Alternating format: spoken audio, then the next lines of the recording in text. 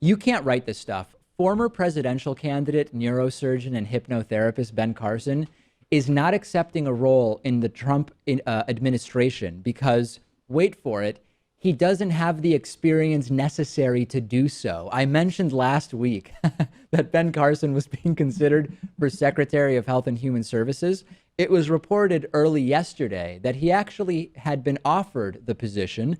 He has not acknowledged that it was directly offered to him. But according to his business manager, Armstrong Williams, Ben Carson would not or will not be accepting such a position. I'm going to put up the explanation from Armstrong Williams as to why. Listen to this. Dr. Carson was never offered a specific position, but everything was open to him. Dr. Carson feels he has no government experience. He's never run a federal agency. The last thing he would want to do was take a position that could cripple the presidency. Wait.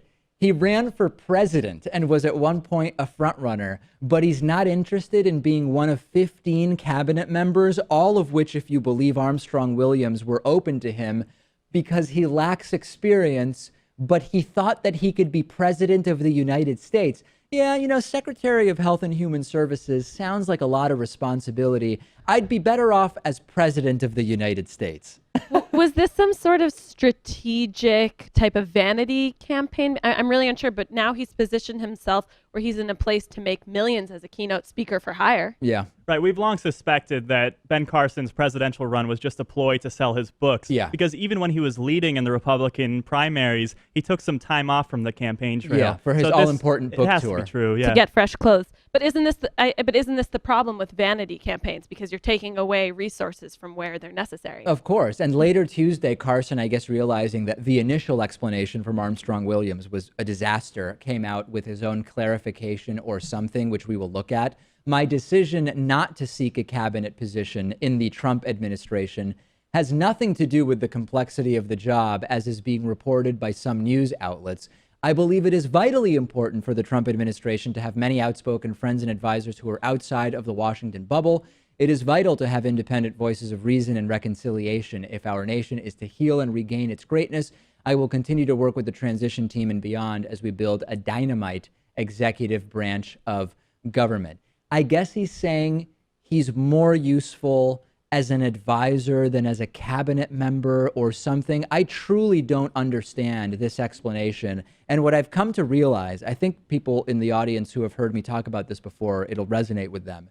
The entire Trump campaign and clearly the administration is going to be governed by something called the Peter Principle. I'm going to put up for you what the Peter Principle is. The Peter Principle is a concept in management theory that the selection of a candidate for a position is based on the candidate's performance in their current role rather than on abilities relevant to the intended role. Thus, employees only stop being promoted once they can no longer perform effectively, and managers rise to the level of their incompetence. The best example is, imagine a fast food restaurant.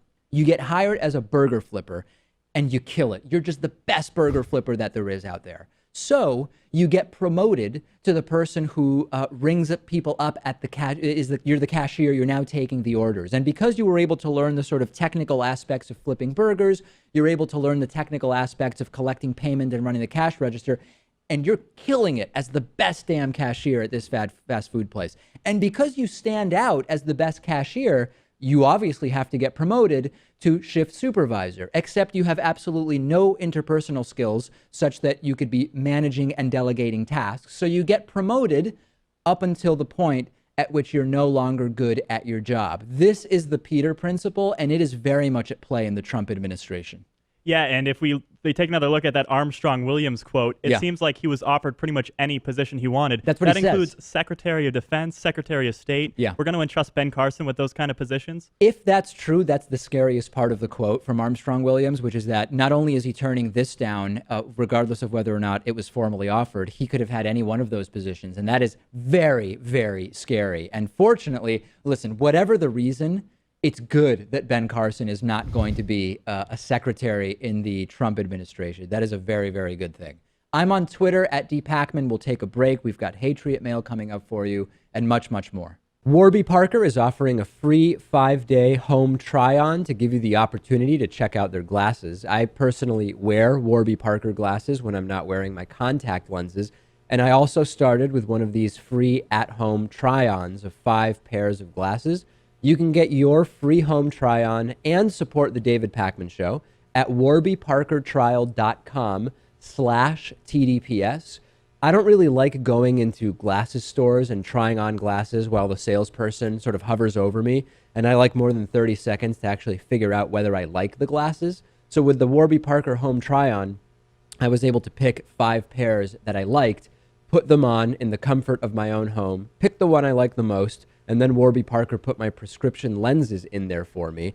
A lot of people don't know that the eyeglass industry is controlled by just a few big corporations that keep prices very high, like $300 for prescription glasses high, which is just insane. Warby Parker glasses start at $95. That's what mine cost. And for every pair of glasses sold, Warby Parker distributes a pair of glasses to someone in need. You can try 5 pairs and see what you like. Check out the at-home trial and support our show by going to warbyparker.com/TDPS. It costs nothing.